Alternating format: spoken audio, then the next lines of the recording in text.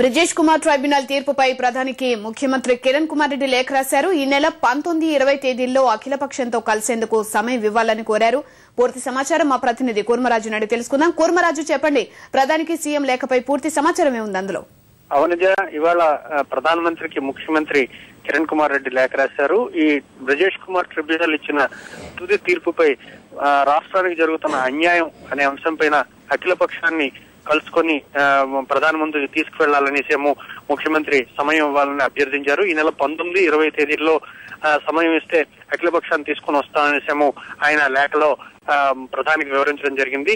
ప్రధానంగా రాష్ట్రానికి చెంది మిగులు జలాలు లేకుండా కేవలం నికర జలాలపైన మొత్తం మిగులు జలాలు వీటన్నిటినీ కలిపి కృష్ణ జలాల పంపిణీ పైన ప్రధానమంత్రికి ఈ జరిగిన అన్యాయం బచావ్ ట్రిబ్యునల్ ప్రకారం ఈ బ్రిజేష్ కుమార్ ట్రిబ్యునల్ ఇచ్చిన ఈ తీర్పు పైన ఇవన్నీ మాకు అన్యాయం జరిగింది, రాష్ట్రానికి రావాల్సిన నికర జలాలు అలాగే మిగులు జలాలు తేడా లేకుండా మొత్తం అంతటినీ కలిపేయడం జరిగింది. దీనివల్ల మొత్తం కృష్ణా డెల్టాకి పూర్తిగా ఎండిపోయే పరిస్థితి దాపురిస్తుందనేసేమో ఇప్పటికే నిర్వహించిన అఖిలపక్షం లో ఈ అభిప్రాయం వ్యక్తమైంది. అలాగే అఖిలపక్షం కూడాను రాజకీయ న్యాయ పోరాటం రెండూ చేయాలనేసేమో రాష్ట్ర ప్రభుత్వానికి సలహా ఇచ్చింది. ఈ మేరకు అఖిలపక్షాన్ని ఢిల్లీకి తీసుకువెళ్తాననేసేమో ముఖ్యమంత్రి హామీ ఇవ్వడం జరిగింది. ఈ ప్రధానమంత్రి దగ్గరికి ఈ అఖిలపక్షాన్ని తీసుకువెళ్లి రాష్ట్రానికి జరిగిన అన్యాయాన్ని వివరించడానికి ఈ అఖిలపక్షం సమయం ఇవ్వాలనేసేమో ముఖ్యమంత్రి ప్రధానమంత్రిని కోరడం జరిగింది.